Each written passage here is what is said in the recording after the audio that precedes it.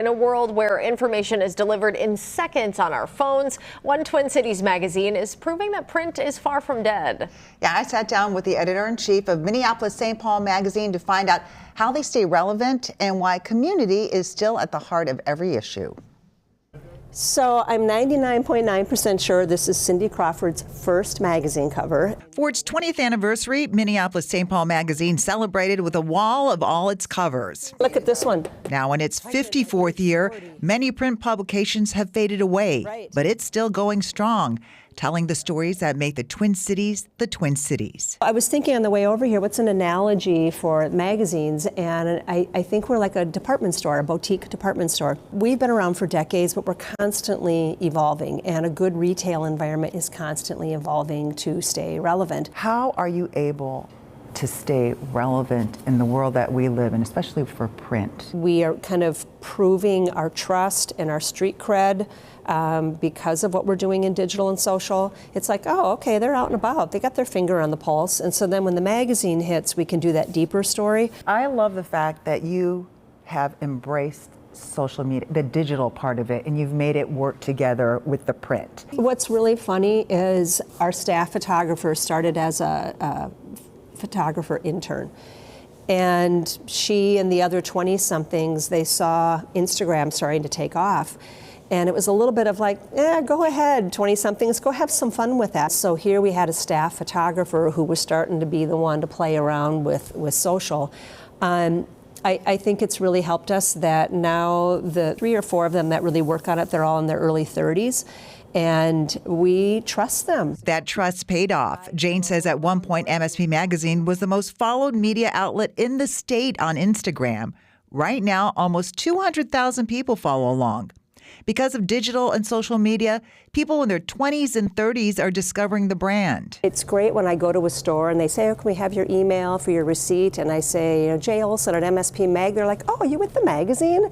And I'm like, yay, you're like 25 and you know who we are. We feel like that in TV too. Right, no. For all the digital growth, the print magazine still holds something special. I want the reader, when they open their mailbox, to kind of have a little like, oh, I'm excited about this. This is something that's for me on my coffee table. I'm going to read it with my coffee on Sunday morning, or I really like this cover story. I'm going to, read it in bed tonight. Here we are, and thrilled that this is on the street. Putting the magazine together takes a lot of planning. The team is constantly thinking ahead, sometimes a year in advance. It's a delicate balance, planning far ahead while still staying fresh. We don't want the magazine to ever feel stale. We don't want to be like, oh, that was so 60 days ago. So I would say our feature well, which is our cover stories, and the ones that are maybe 4, 6, 8, 18-page stories, those we work on a little longer. That stuff, we're sometimes writing a week or 2 before we go to press. That kind of puts some strain on the system, but it helps us stay finger on the pulse. My friend sent it to me like, oh, have you heard about this yet? In the magazine's secret sauce,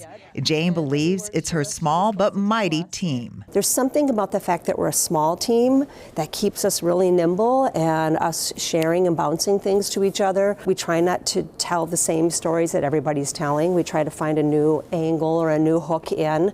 But I think the common denominator is all of our team are super curious, and we all really love the Twin Cities. That love is what drives the work, even when the limits are very real. Time, staff, resources. I think we have more ideas than we have the bodies to do it all. It's harder to get around every place. It's like now it's like, okay, I want to go check out that thing up in Maple Grove, and you got to drive up there. I mean, so it's just the logistics sometimes are hard. Still, the mission stays front and center. What are the stories that will bond us as a community? We are living in these challenging political times, but we are one Twin Cities. What can we all do to work to make these communities the best that they can be? And I think all of us in media have a responsibility of that, of sharing the news, sharing what's going on, but also reminding ourselves of what bonds us together and why we should be really proud of living where we live. And you can tell Jayne is really passionate about the magazine. You know, it's really about, she says it's really about storytelling, which they do very well. They have some talented writers in that magazine. Longer format, which is great. And They're survivors too, They right? are, yes, that's what we're saying. They have survived.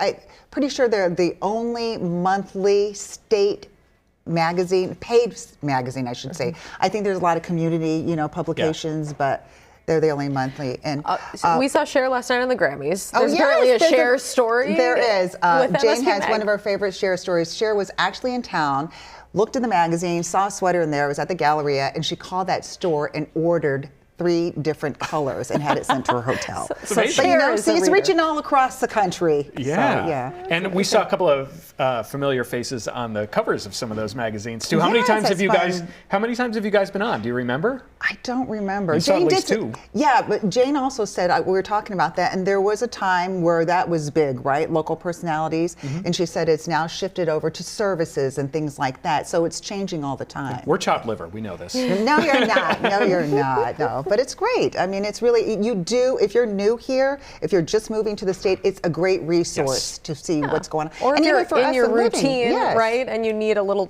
boost to Yeah. try something new or learn about something new. Absolutely. So congratulations to them to 54 years.